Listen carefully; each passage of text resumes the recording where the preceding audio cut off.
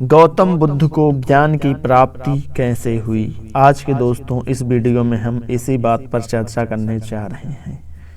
दोस्तों 7 दिन और 7 रात गौतम बुद्ध पीपल के वृक्ष के नीचे बैठे थे।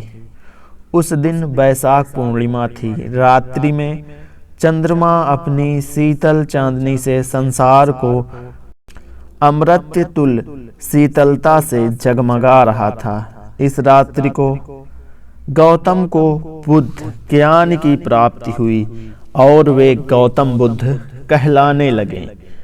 जिस पीपल के वृक्ष के नीचे गौतम बुद्ध को ज्ञान की प्राप्ति हुई उसे बोधि वृक्ष कहा गया। बोध गया बिहार के प्राचीन मंदिर के पीछे आज भी यहाँ बोधि वृक्ष और ब्रजासन विद्यमान है। गौतम को जिस समय ज्ञान की प्राप्ति हुई उस समय उनकी आयु 35 वर्ष थी। देवताओं ने इस समय उन पर पुष्प वर्षा करके अपनी प्रशंसा प्रकट की।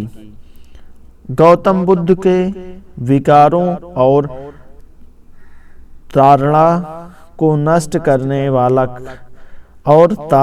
को नष्ट करने का मार्ग ढूंढ लिया था।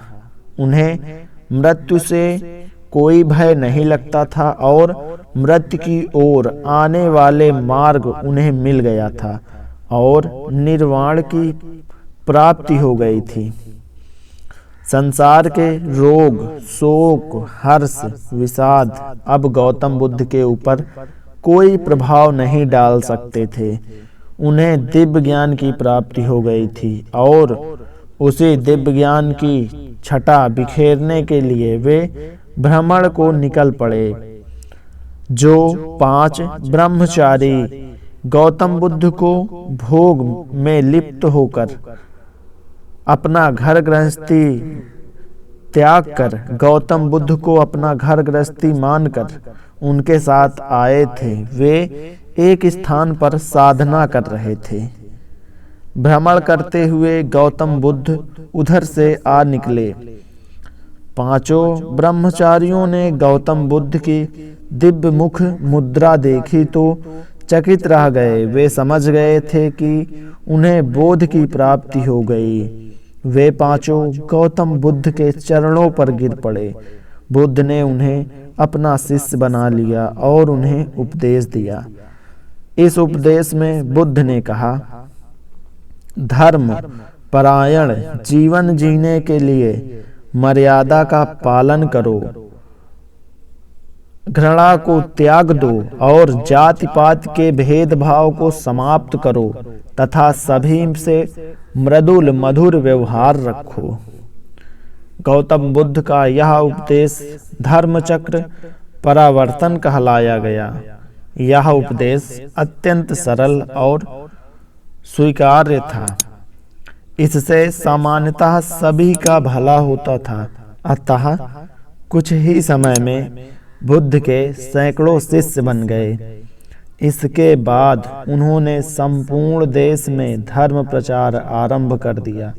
उन्होंने अपने 7 प्रमुख शिष्यों को धर्म प्रचार के लिए चारों दिशाओं में भेज दिया था। गौतम बुद्ध वर्ण भेद, रूढ़िवाद और यज्ञ के लिए की जाने वाली हिंसा के विरुद्ध थे। वे कहते थे, हिंसा मानवीय धर्म नहीं है।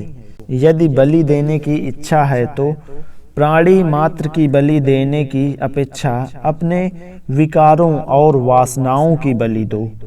हिंसा करके बलि देकर सुख की प्राप्ति नहीं हो सकती। गौतम बुद्ध ने जाति भेदभाव और वर्ण व्यवस्था का भी विरोध किया। इस बार वे कहते थे कि जन्म से कोई भी मनुष्य ना तो ब्राह्मण है और ना शूद्र है। मैं ना ब्राह्मण हूँ, ना क्षत्रिय, ना वैश्य और ना शूद्र। ये सभी धर्म के आडंबर मात्र हैं। मैं एक मात्र व्यक्ति हूँ। जब कोई व्यक्ति संघ में सम्मिलित हो तो उसे उससे जाति धर्म के बारे में कुछ भी नहीं पूछा जाता था। उससे केवल 3 बार निम्नलिखित शब्दों का उच्चारण करवाया जाता था। बुद्धम शरणम गच्छामि, संघम शरणम गच्छामि, धर्मम शरणम गच्छामि। यह सूत्र उच्चारण करने वाले श्रद्धालुओं को संघ में सम्मिलित कर लिया जाता था और वो लोग संघ में साथ होकर के अपने ज्ञान की प्राप्ति करते थे, शिक्षा की प्राप्ति करते थे।